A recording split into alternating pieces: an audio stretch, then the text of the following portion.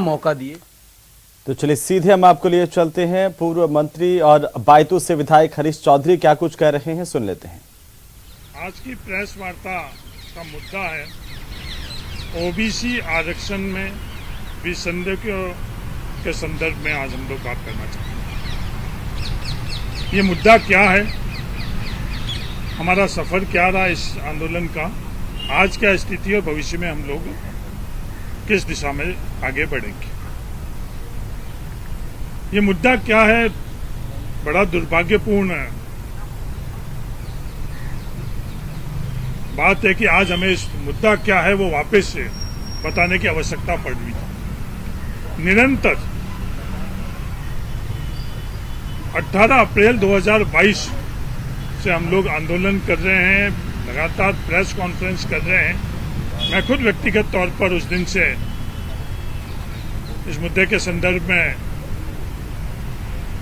कई दफे बता चुका हूं, उसके बावजूद भी आज वापस सवाल उठ गया 9 तारीख को कि ये मुद्दा क्या है। इसके संदर्भ में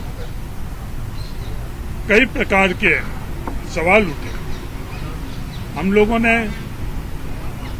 सरकार के सामने, प्रशासन के साथ, मीडिया के मार्फत और आंदोलन के माध्यम से सड़कों पर ये मुद्दे को बड़ा स्पष्ट तौर के ऊपर हमने बताया।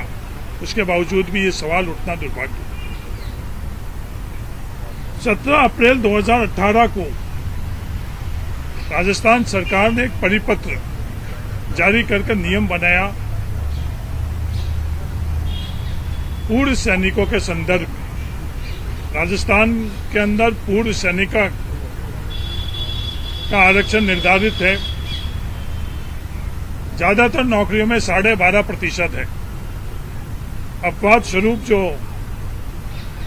आरएस और अलाइड सर्विसेज है उसके अंदर 5% है। उस 12.5% के संदर्भ में और 5% के संदर्भ में जो 2018 को नियम बनाई, उस नियम के कारण आज ये स्थिति बनी हुई है जो गलत नियम है कि आज ओबीसी के छात्रों को पिछली भर्तियों के जो परिणाम निकल रहे हैं उसमें कई भर्तियों में 0, कई भर्तियों में 1, 2, 3% तक ही 21% का रिजर्वेशन होने के बावजूद उन पदों के ऊपर उनकी नियुक्तियां हो रही। ये नियम में संशोधन हुए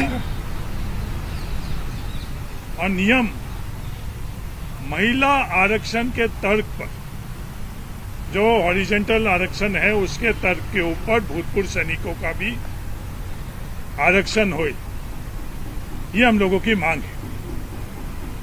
अब ये सवाल 2 प्रमुख उठाए जा रहे हैं।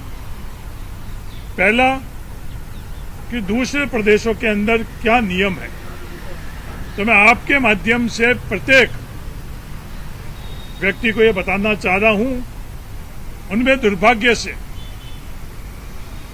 जो नीति निर्धारक है उन लोगों को भी इसकी जानकारी नहीं है। उनको भी वापस मैं बताना चाह रहा हूं कि ये तमाम जो नियम बने हुए हैं, चाहे उत्तराखंड के नियम है, उसकी प्रति मेरे पास है, किसी को चाहिए तो मैं बता दूंगा। मध्य प्रदेश के नियम है, पंजाब के नियम है, हरियाणा का नियम है, एसएससी जो केंद्र सरकार के नियम है, मिनिस्ट्री ऑफ पर्सनल के ये नोटिफिकेशन है, उनके नियम, ये तमाम जो सेंट्रल गवर्नमेंट के डिपार्टमेंट हैं उनके भी यही नियम। तो सिर्फ ये राजस्थान में ही ये नियम के संशोधन के संदर्भ में ये बात हम लोग नहीं कर रहे हैं, देश में दूसरी जगह भी ये नियम है। तो ये जो सवाल उठाया जा रहा है, सर आपको इंटरप्ट कर रहा हूँ मैं, सॉरी बीच में, लेकिन एक बार आप ये बताइए कि मैं एक बार पहली बात कर लूँ, उसके बाद मैं आपके हर सवाल का जवाब दूंगा। तो ये सवाल उठाया जा रहा है। दूसरे ये सवाल उठाया जा रहा है कि भूतपूर्व सैनिकों के संदर्भ में लगातार हम लोग ये बात कर रहे हैं, नियमों के आधार पर कर रहे हैं, आंकड़ों के आधार पर कर रहे हैं, जो रिजल्ट आ रहे हैं उनके आधार पर कर रहे हैं।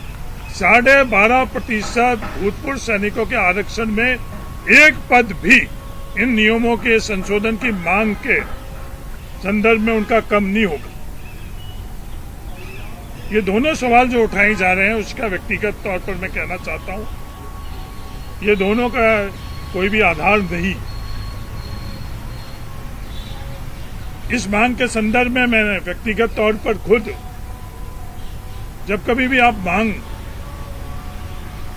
के लिए अपना स्टैंड रखते हो तो आपका कर्तव्य बनता है कि एक तो फैसले करने वाले व्यवस्था से आप संवाद करो और एक जिस संस्था से आप जुड़े हुए हो उस संस्था के मुखिया से आप बात करो। तो मैं कांग्रेस पार्टी से जुड़ा हुआ हूं। यहाँ के प्रदेशाध्यक्ष गोविंद डोटासरा जी से मैंने जाकर इस मांग के संदर्भ में बात करी। उनके जो भी डाउट्स थे वो नियमों और तर्कों के आधार पर मैंने वो बात उनको पूरी करी और उनसे सहमति ली कि कोई भी डाउट हो तो आप मुझे बताओ, नहीं तो आप सहमत हो या असहमत हो।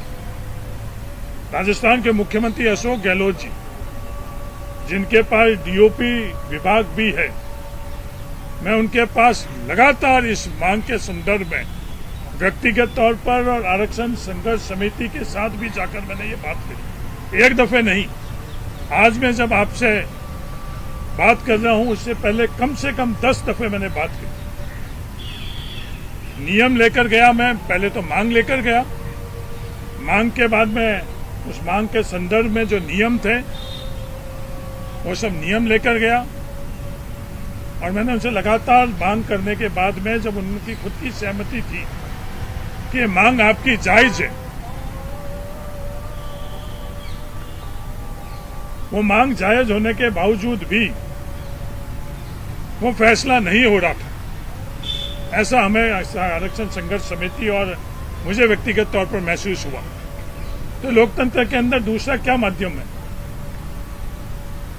या तो मीडिया और सोशल मीडिया के माध्यम से हम लोग ये बात लोगों तक पहुंचाई। आज भी जब मैं आपसे बात कर रहा हूं, ओबीसी वर्ग के लोगों को भी इस मुद्दे के संदर्भ में पूर्ण जानकारी नहीं है, ऐसा मुझे महसूस हो रहा है। तो हमने वो मुद्दा मीडिया और सोशल मीडिया के माध्यम से भी लोगों के बीच में लेकर गए और आंदोलन, चाहे बाड़मेर हो, सूरतगढ़ हो, नागौर हो और शहीद स्मारक है, उसमें आंदोलन के माध्यम से सरकार के पास वो बात पहुंची। 4-5 दफे उससे पहले मुख्यमंत्री जी से भी मेरे इस बारे में बात हुई और उनकी खुद की सैद्धांतिक सहमति, ये मांग आपकी जायज है। मैंने जब नियम और ये सब उनको बताई, उसके बाद में शहीद स्मारक पर जिस दिन हमारा यह आंदोलन था उस दिन हमारे को वहां बुलाया गया। उससे पहले मेरी कोई भी वार्ता नहीं हुई।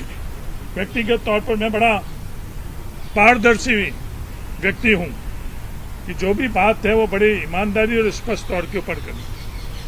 तो उस दिन हम लोग सीएमओ में गए थे, आरक्षण संघर्ष समिति और सीएमओ के अंदर प्रशासनिक अधिकारी और प्रदेशाध्यक्ष गोविंद डोटासरा जी। गोविंद डोटासरा जी को हम लोगों ने नहीं बुलाया, सरकार ने गोविंद डोटासरा जी को उस दिन बुलाया और वो भी उस कक्ष में मौजूद थे। और जब ये वार्ता हुई, उससे पहले भी वार्ता आरक्षण संघर्ष समिति की हुई, उस दिन सिर्फ प्रशासनिक अधिकारी थे। उस दिन उन्होंने जो भी सवाल किए उनके हर डाउट को हमने क्लियर किया, नियम बताए हमने और जो दूसरे जी का व्यवस्था वो बताई, डीओपी सीएमओ के अधिकारी उनसे। और फिर अगले दफे हमने जब यह शहीद स्मारक पर आंदोलन था उस दिन हम लोगों की वार्ता हुई। हम लोगों ने ये मांग नहीं रखी कि 48 घंटों के अंदर आप लोग प्रशासनिक स्वीकृति का आदेश करें। मैंने आप लोगों के माध्यम से 29 तारीख को जब प्रेस कॉन्फ्रेंस की थी, एक दिन पूर्व शहीद स्मारक, मैंने बड़ी स्पष्ट तौर पर इसकी क्या प्रक्रिया रहेगी वो प्रक्रिया मैंने आपको बताई।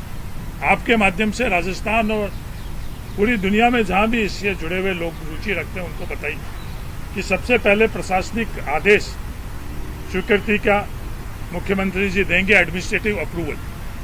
उसके बाद में तीनों विभाग आरपीएससी, लॉ और डीओपी, इन तीनों विभाग से अप्रूवल होगी और उसके बाद में कैबिनेट में आएगी। हमने 30 तारीख के आंदोलन के दिन भी बड़ी स्पष्ट और ईमानदारी से ये बात की कि हमें सरकार ने 48 घंटे के अंदर प्रशासनिक आदेश अप्रूवल के देगी, ये बात रखी है और आगे की प्रक्रिया वो जल्दी ही पूर्ण कर और आदेश में तब्दीली करेगी। उस दिन भी हमने कोई उनके सामने समय सीमा आगे की तय नहीं करी कि आगे की समय सीमा क्या रहेगी।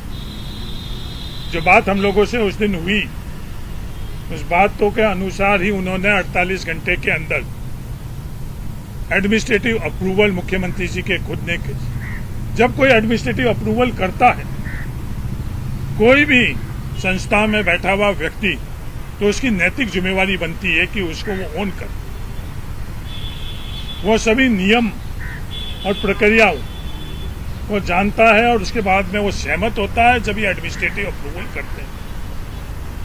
हमको भी विश्वास था कि जब मुख्यमंत्री जी ने खुद ने प्रशासनिक अप्रूवल दी, एडमिनिस्ट्रेटिव अप्रूवल दी है, तो जल्दी इसके तो अब बायतू विधायक और पूर्व मंत्री हरीश चौधरी को सुन रहे थे ओबीसी आरक्षण को लेकर के अपनी बात मीडिया में रखते हुए। और फिलहाल इस बुलेटिन में इतना ही। आप देखते रहिए न्यूज़ 18 राजस्थान।